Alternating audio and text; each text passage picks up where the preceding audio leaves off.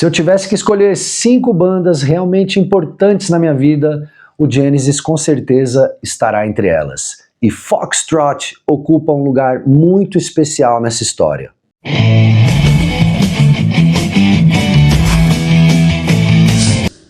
Eu gosto de toda a trajetória da banda, inclusive das fases que vieram depois, mas quando eu penso no Genesis, de que eu realmente gosto, é essa formação com Peter Gabriel que me vem à cabeça. É esse o período que mais me interessa, que eu mais escuto, no qual estou sempre voltando, pesquisando e querendo saber mais. E aqui está boa parte do que me atrai tanto nessa fase da banda.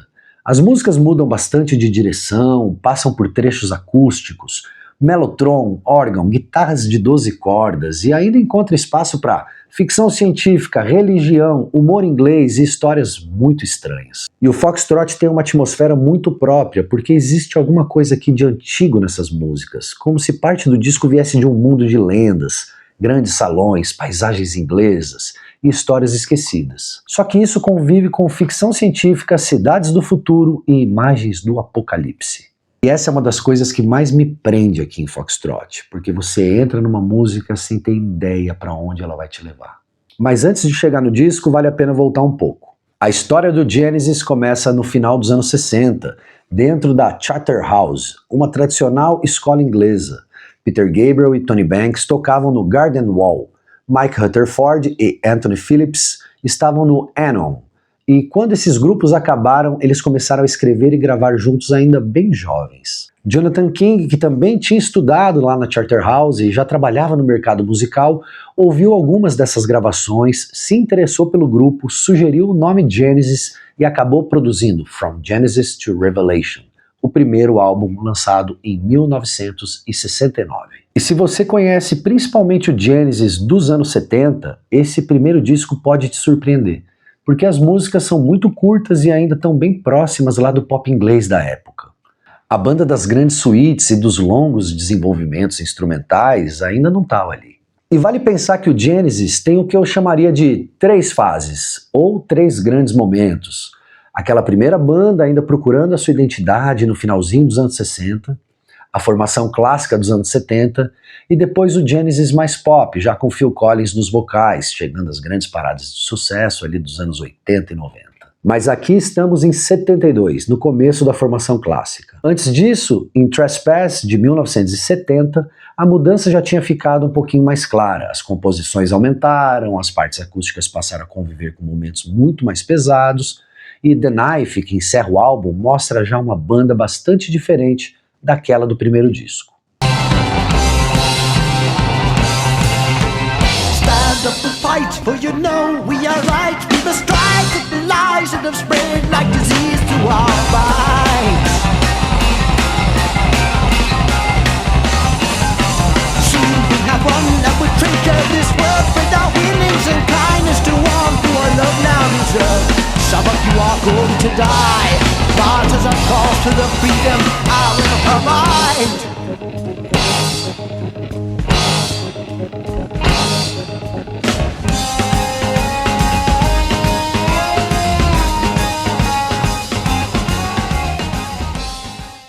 Pouco depois, Anthony Phillips deixa o Genesis, Phil Collins entra na bateria e Steve Hackett entra na guitarra.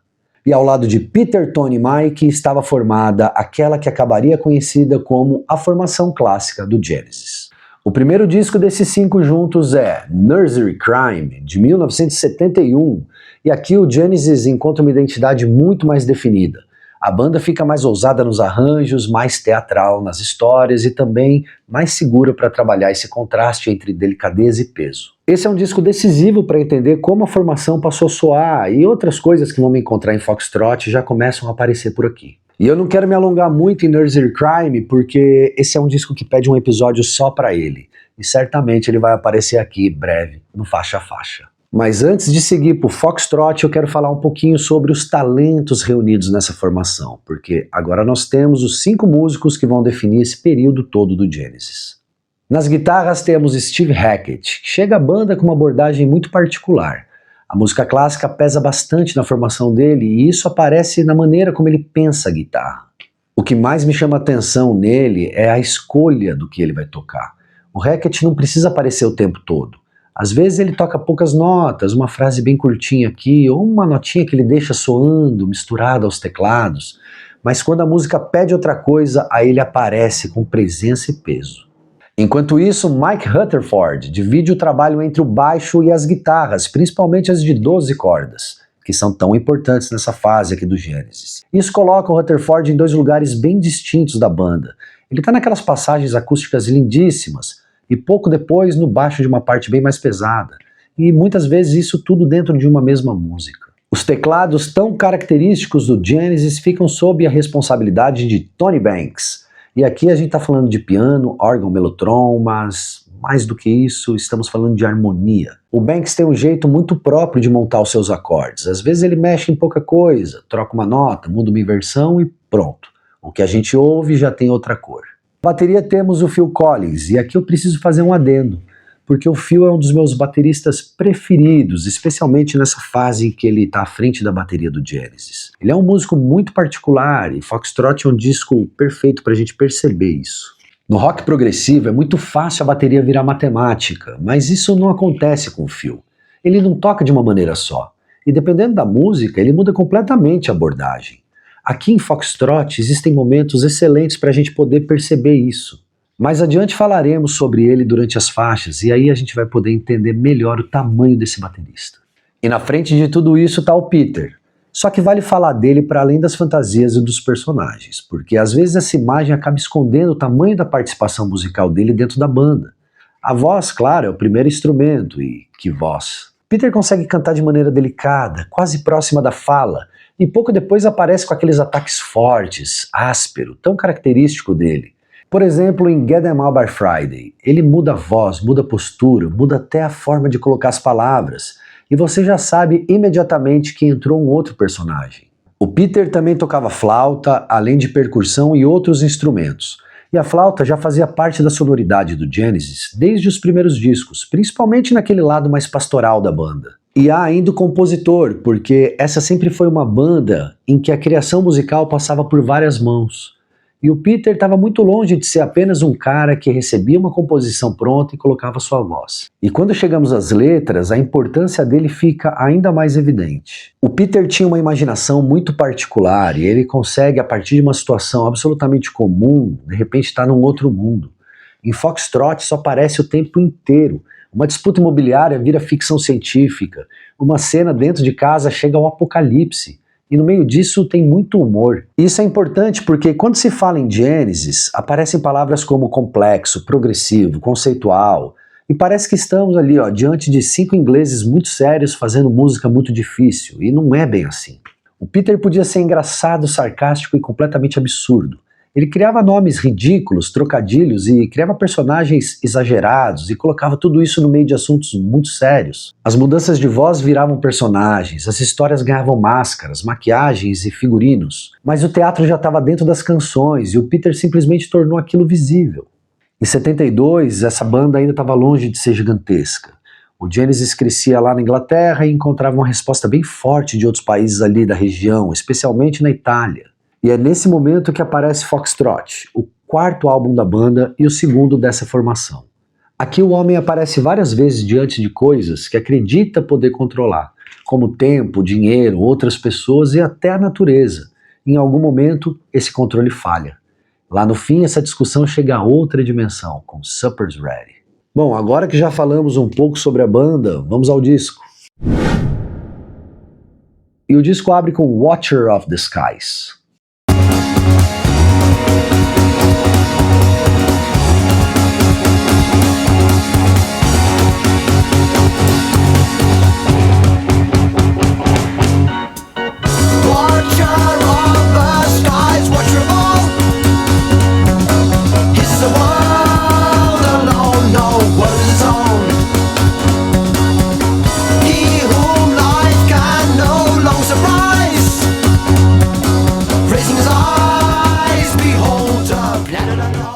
A primeira coisa que a gente ouve é Tony Banks no mellotron.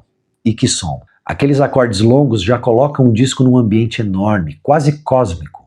O Banks vai mexendo ali dentro, vai mudando as notas, segura outra, entra com uma combinação diferente, e a introdução cresce antes mesmo de entrar baixo, bateria e guitarra. O Mellotron funcionava com fitas gravadas de instrumentos reais e o Banks soube explorar muito bem as particularidades daqueles instrumentos. Aí entram baixo e bateria, e presta atenção no fio. O baixo fica naquela figura repetida, mas o fio não vai junto.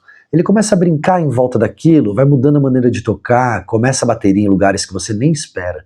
E mesmo assim, tudo continua encaixadinho.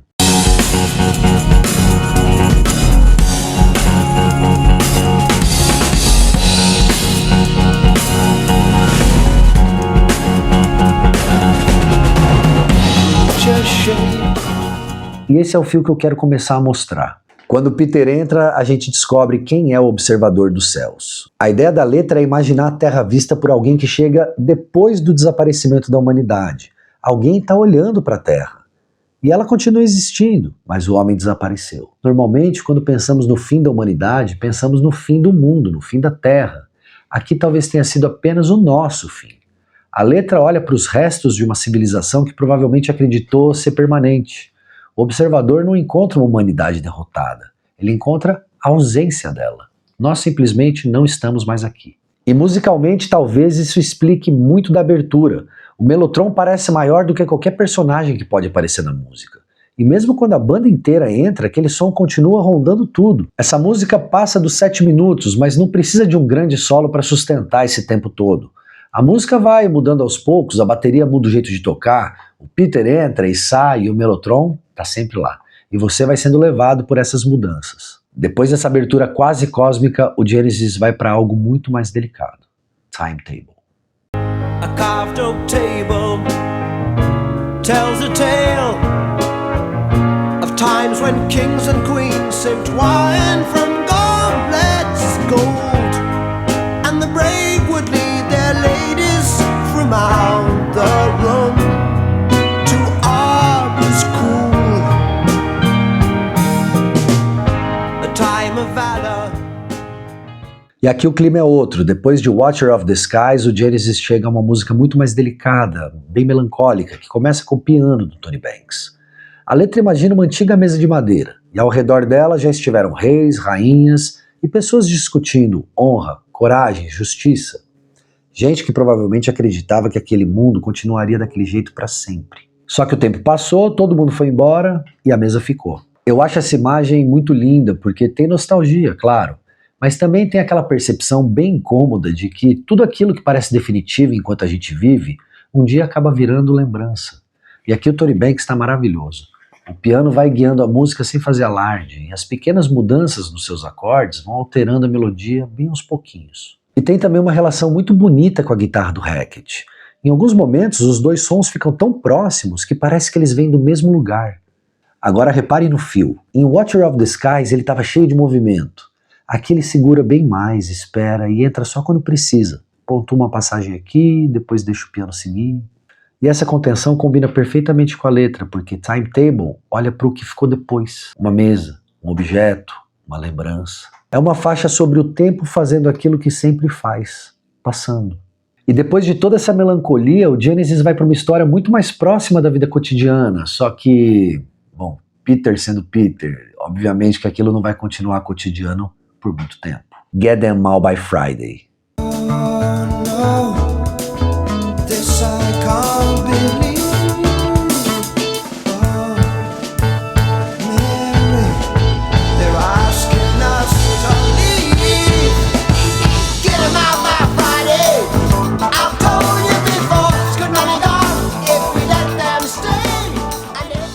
Aqui o Peter transforma especulação imobiliária em teatro. Ele parece se divertir muito com isso e acaba nos divertindo também. A história começa com uma empresa tentando tirar a Sra. Barrow da casa onde ela vive, e o Peter interpreta os representantes da empresa antes de mudar completamente quando ele vai fazer a voz dela. E não é só o timbre que muda, a postura, a forma de falar, tudo muda.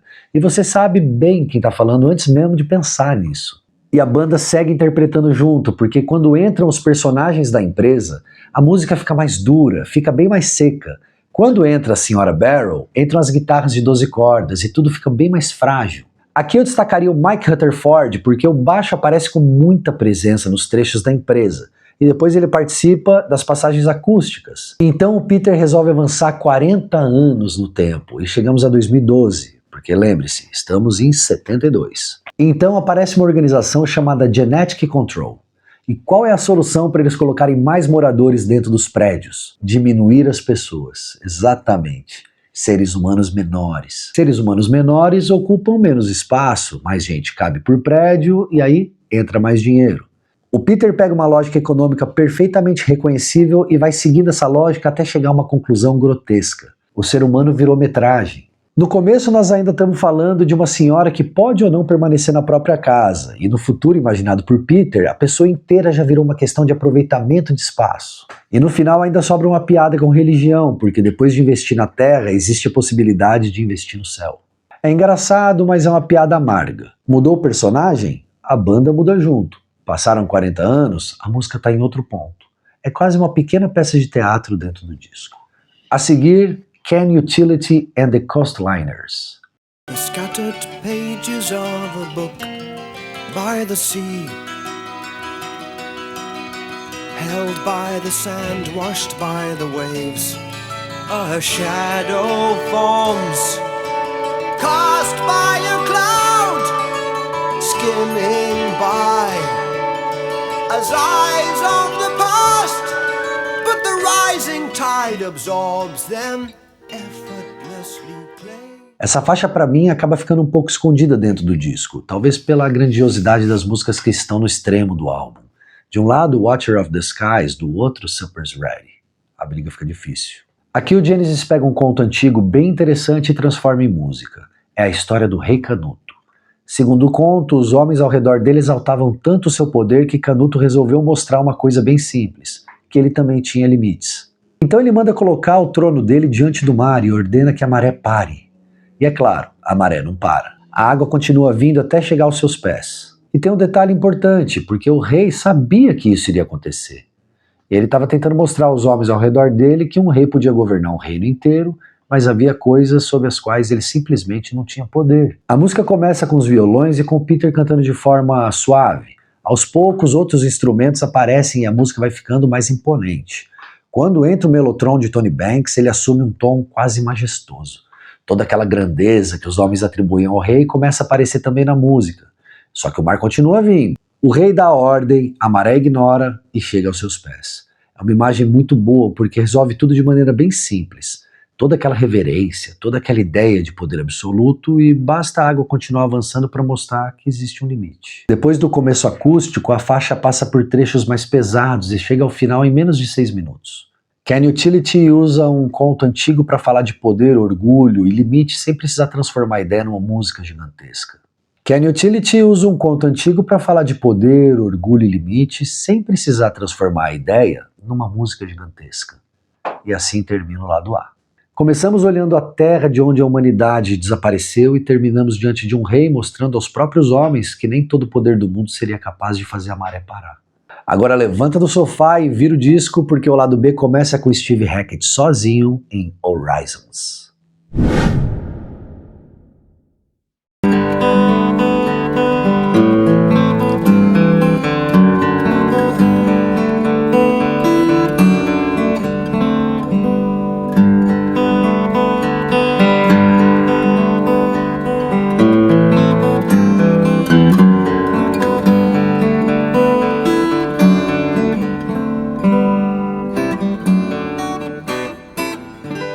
Um violão, Steve Hackett e pouco mais de 1 minuto e meio. Depois de tudo que aconteceu do lado A, ficamos só com aquele violão. A influência de Bach aparece claramente, principalmente nessa ideia de fazer várias linhas acontecerem ao mesmo tempo. Mas Horizons não é apenas uma referência à música clássica, tem muito do Hackett ali. Preste atenção nos harmônicos e nos graves que continuam soando enquanto outra pequena melodia aparece por cima. Tem hora que parece haver mais de um violão. É uma peça curta, mas mostra um lado muito importante do músico. E ela funciona quase como um momento de silêncio antes do que vem depois. A última nota termina e chegamos a Supper's Ready. Bom, aqui eu vou ter que me estender um pouco, porque Supper's Ready é uma música grandiosa demais e muito especial. Ela é cheia de passagens que precisam ser olhadas individualmente, antes de que a gente junte tudo e pense na obra como um todo. São quase 23 minutos dividido em 7 partes. E tem uma coisa importante em Supper's Ready. Ela não nasceu inteira, pronta, como uma suíte de 23 minutos. Partes diferentes foram sendo reunidas até chegar naquilo que conhecemos. Willow's Farm, por exemplo, já existia separadamente, mas você não sente que está ouvindo 7 músicas colocadas ali uma depois da outra. Existe uma história atravessando tudo aquilo. Então, vamos por parte. A primeira sessão se chama Lover's Leap. Walking across the sitting room, I turn the television off. Sitting beside you, I look into your eyes. As the sound of motor cars fades in the nighttime, I swear I saw your face change. It didn't seem quite right. And it's hello babe with your God. As guitarras de 12 cordas começam delicadas e vão se cruzando o tempo inteiro, e Peter vai cantando de um jeito bem próximo. A letra começa com um casal junto dentro de casa. Os dois estão se olhando, mas de repente alguma coisa começa a sair do lugar. Ele percebe uma mudança estranha no rosto dela, e pouco depois ele olha para fora e vê 6 homens encapuzados atravessando lentamente o jardim. Existe um 7º que segue à frente carregando uma cruz. Tudo isso acontece enquanto a música ainda está naquele clima íntimo. Aqui eu não quero cravar um significado, porque o Peter nunca deixou uma explicação definitiva para cada imagem dessa letra. A cruz é a primeira entrada mais clara do sentido religioso dessa história. Pode sugerir sacrifício, ameaça, e o número 7 também chama atenção numa música que depois vai mergulhar profundamente no Apocalipse.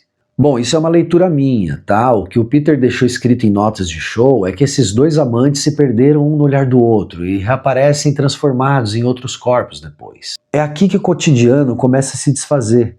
A sala continua ali e as pessoas também, mas aquilo que parecia normal já agora está sendo invadido por alguma outra coisa. E a ameaça chega no meio da intimidade. A próxima sessão é The Guaranteed Eternal Sanctuary Man. I know a fireman who looks after the fire.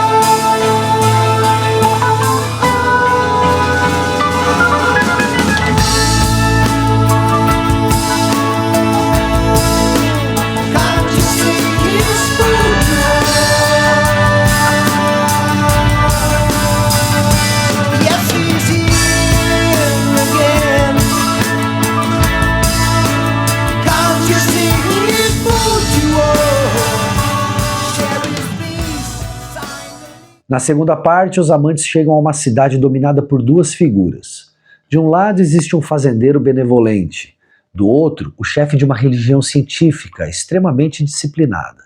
E aqui nem precisamos tentar adivinhar se o Peter confiava ou não nesse sujeito, porque o sujeito está mentindo, a promessa de salvação é falsa. Musicalmente, o Tony Banks faz uma coisa muito boa aqui. O órgão entra com uma solenidade quase religiosa, como se estivéssemos realmente diante de uma figura muito importante. O Peter cresce na interpretação, o personagem se apresenta como alguém capaz de oferecer respostas e, quando você olha para a letra, percebe que existe alguma coisa bem errada ali. E então entram as vozes infantis. E elas cantam para uma pequena cobra, dizendo que vão embalá-la e mantê-la protegida e aquecida. Pelo menos até onde eu sei, o Peter nunca deixou uma explicação dizendo quem era essa cobra, o que ela representava. Então, novamente, essa é a minha leitura. Mas a gente está dentro de uma história de um falso líder religioso e de repente crianças aparecem cuidando de uma serpente. É difícil não pensar no simbolismo bíblico. A serpente ligada à tentação, ao engano, ao mal. Só que aqui ela não está sendo combatida, ela está sendo cuidada, protegida, está sendo mantida aquecida. E essa imagem me faz pensar em alguma coisa ruim, perigosa, sendo cuidada por pessoas que nem imaginam o que ela é. E se pensarmos por aí, essa passagem já está muito mais sombria do que pode parecer. A próxima sessão tem um nome muito complicado. Iknatan and Itzakan and Their Band of Merry Men. O nome dessa música quase parece uma brincadeira, mas é nela que começa uma grande guerra. Agora os amantes veem homens esperando para serem convocados para uma grande guerra. E quem dá ordem é aquele líder religioso, científico. Os homens saem para atacar todos aqueles que não possuem uma licença de vida eterna atualizada. E o Peter mais uma vez é muito irônico, porque até a eternidade agora virou burocracia, tem autorização, tem documentação, tem gente que é aceita e gente que é rejeitada. O Peter está falando de religião, mas também está falando de poder, de governo. E quando um homem passa a decidir quem merece ou não a salvação, a fé virou outra coisa. E aqui vale prestar atenção no Steve Hackett. A guitarra vai ficando mais agressiva, as frases vão aparecendo mais rápidas e os ataques ficam bem mais duros. São entradas precisas que já fazem a cena parecer muito mais violenta. Depois de toda essa agitação, a música diminui e o que vem a seguir é uma das partes mais imagéticas de toda essa suíte. How Dare I Be So Beautiful. Wandering in the chaos the battle has left, we climb up the mountain of human flesh to a plateau of green grass and green trees full of life. A young figure sits still by a pool. He's been stamped. O campo está coberto pelos corpos dos homens que lutaram essa guerra sangrenta. E lá no meio dessa paisagem aparece Narciso. Sim, o Narciso, a figura mitológica grega que era apaixonada pela própria imagem. Ele está ali, diante da água, olhando para o seu próprio reflexo, enquanto tudo ao redor dele está destruído. E é muito difícil não enxergar a ironia do Peter aqui, porque depois de uma guerra causada por poder, religião, certeza e obediência, o Peter põe no meio dos destroços justamente a figura que representa o encantamento do homem consigo mesmo. Talvez tenha alguma coisa aí sobre vaidade, ego, sobre a dificuldade de enxergar qualquer coisa além da própria imagem. Mas a cena vai bem além. O próprio Narciso se transforma numa flor. A flower?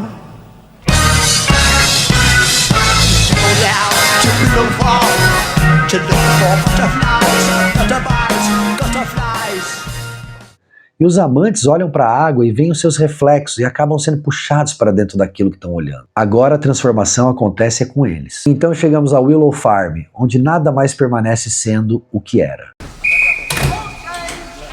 Feel your body melt. Man to man to man to dad. Dad in the office, dad in the office. You're all full of all. Dad to dad to dad to mom. Mom diddly washing, mom diddly washing. You're all full of all. Let me hear your lies. We're living this up to the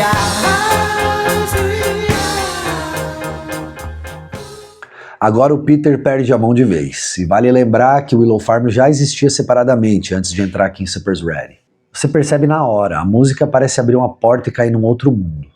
Tudo começa a se transformar. Uma coisa vira outra e uma imagem aparece e some antes de você conseguir segurá-la. O Peter brinca com as palavras, muda de voz, inventa personagens e trata a lógica como se ela não tivesse mais nenhuma obrigação de funcionar. Depois dessa música, onde os próprios amantes passam por uma transformação, agora a gente se encontra num lugar em que tudo pode se transformar.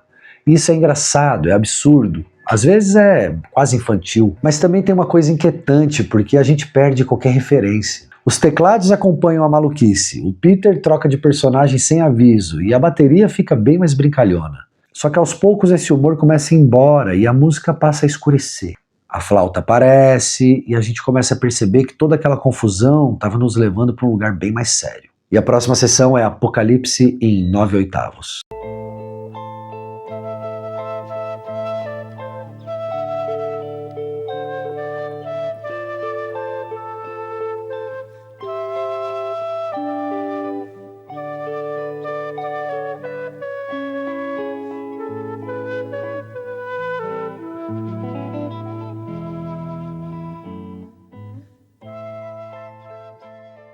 Agora presta atenção no Phil Collins, porque foi para chegar no momento desses que eu preferi não tentar resumir o jeito dele lá no começo.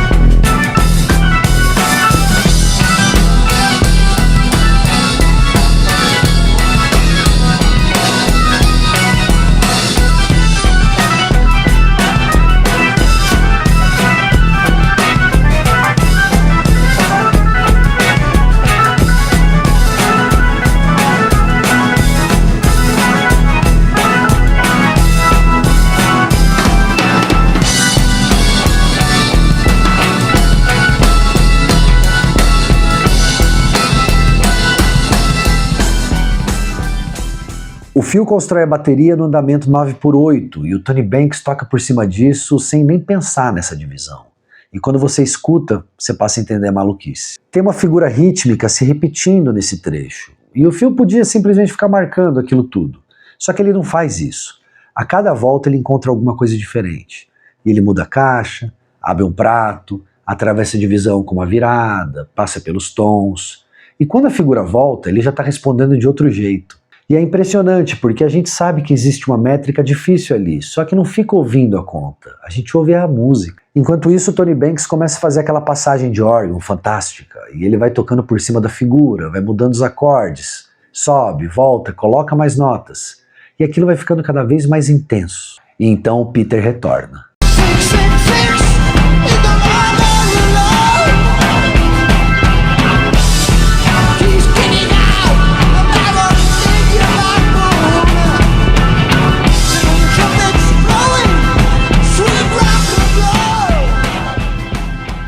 Agora a gente está definitivamente dentro do apocalipse. A letra traz o 666, as 7 trombetas e algumas outras imagens que são diretamente ligadas ao livro do Apocalipse. E a importância dessa parte vai muito além de ser o trecho mais complicado da música.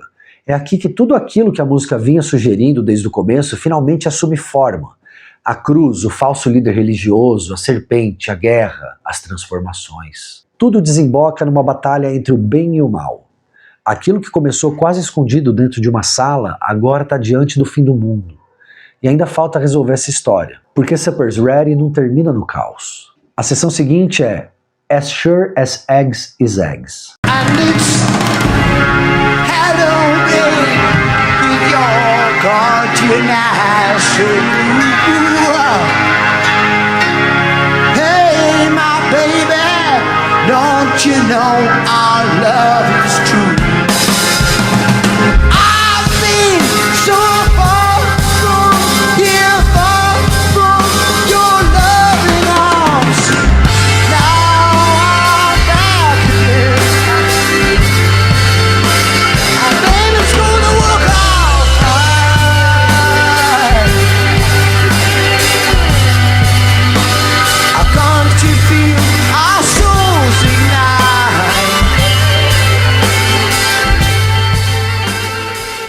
Aqui a obra finalmente chega a um lugar para onde a gente estava caminhando. Depois do caos do Apocalipse em 9/8, a música recupera uma melodia que a gente já conhecia, só que agora ela volta depois de tudo isso que a gente viveu. Agora a letra deixa de esconder o conteúdo religioso atrás de imagens ambíguas. O confronto realmente aconteceu. Então o Peter coloca diante de nós a imagem de um anjo de pé no sol. Isso está diretamente ligado ao livro do Apocalipse. E logo depois a letra aponta para Nova Jerusalém. E aqui há uma leitura cristã muito forte. Eu não quero colocar na boca do Peter uma afirmação que ele mesmo não tenha feito dessa maneira. Então eu prefiro deixar claro que essa parte é minha interpretação. Mas depois de toda essa sequência bíblica, o 666, a besta, o confronto final, o anjo no sol e a Nova Jerusalém, é impossível não pensar em Cristo. Na vitória sobre o mal, na redenção, na promessa de uma nova criação depois do caos. E musicalmente a banda trata esse final bem assim. O Peter canta com uma intensidade enorme, o Mellotron volta com aquela grandiosidade que já conhecemos desde o começo do disco.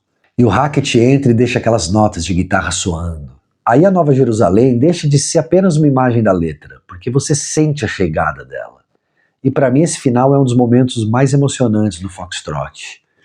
Porque ele não está apenas terminando uma música, ele está resolvendo uma história inteira.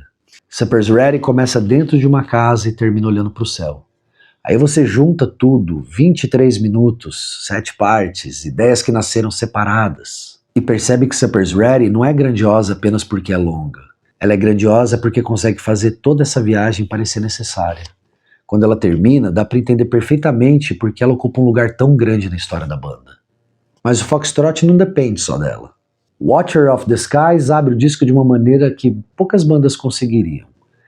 Get It Now by Friday mostra um Peter completamente à vontade contando histórias.